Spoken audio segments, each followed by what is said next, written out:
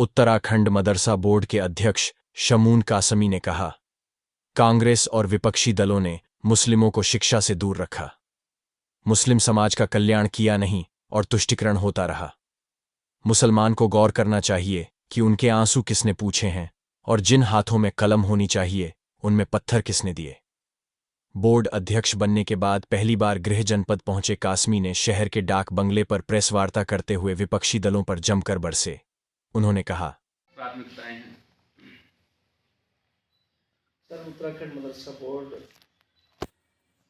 उन बच्चों को जो मदरसों में बच्चे पढ़ते हैं वो पसमानदा गरीब तबका है मुसलमानों का, जो कहीं और एजुकेशन नहीं हासिल कर सकता क्योंकि बड़े बड़े स्कूलों को वो अफोर्ड नहीं कर सकते। वो गरीब बच्चे मदरसों में पढ़ते हैं। तो उनके लिए हमारे मुख्यमंत्री श्री पुष्कर सिंह धामी जी ने हमें दिशा निर्देश दिया है कि इन बच्चों को भी मेन स्ट्रीम से जोड़ा जाए और इन्हें गुणवत्तापूर्ण एजुकेशन उपलब्ध कराई जाए। तो हमने माननीय मुख्यमंत्री श्री पुष्कर सिंह धामी जी के नेतृत्व में एक पाठ्यक्रम जो एनसीईआरटी का है उसे लागू किया है। और वो एनसीईआरटी का जो पाठ्यक्रम है वो जाहिर बात है कि सेंटर से उसका ताल्लुक़ है और बहुत पारदर्शी है। अगर हमारे बच्चे उसे पढ़ेंगे और हम उसे सुनिश्चित करेंगे कि अच्छी एजुकेशन बच्चों को मिले, तो उसमें हमारा ये पूरा ये संकल्प है कि ये बच्चे जो गरीब घरों से ताल्लुक़ रखते हैं, पसमानदा समाज से ताल्लुक़ रखते हैं, ये यहाँ से पढ़ लिखने के बाद मस्जिदों में फिर उपदेशक बनते हैं या मदरसों में जाकर के अध्यापन करते हैं।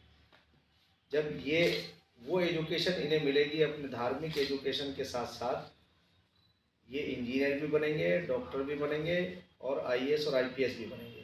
तो मेन स्ट्रीम से जुड़ करके ये देश की सेवा करेंगे, प्रदेश की सेवा करेंगे और इन्हें भी अच्छा जीवन जीने का अवसर मिलेगा। पिछले 60 सालों में जो कांग्रेस की सरकार रही है देश के अंदर, या उसके बाद जो क्षेत्रीय दल थे, उन्होंने मुसलमानों के अनएजुकेटेड होने का बहुत पूरा फ़ायदा उठाया। कल्याण तो उनका किया नहीं और तुष्टीकरण होता रहा। तुष्टीकरण इसी का नाम है कि कोई काम मत करो, सिर्फ उन्हें खुश करते रहो। और एक सबसे बड़ा षड्यंत्र ये था कि आरएसएस और बीजेपी से डराया कि ये आएंगे तो तुम्हारी नागरिकता खत्म कर देंगे, तुम्हें यहाँ से निकाल देंगे। जैसे सीए के ऊपर एक भ्रम पैदा किया, तो सीए जो है किसी की नागरिकता लेने का कानून है ही नहीं, वो तो देने का है।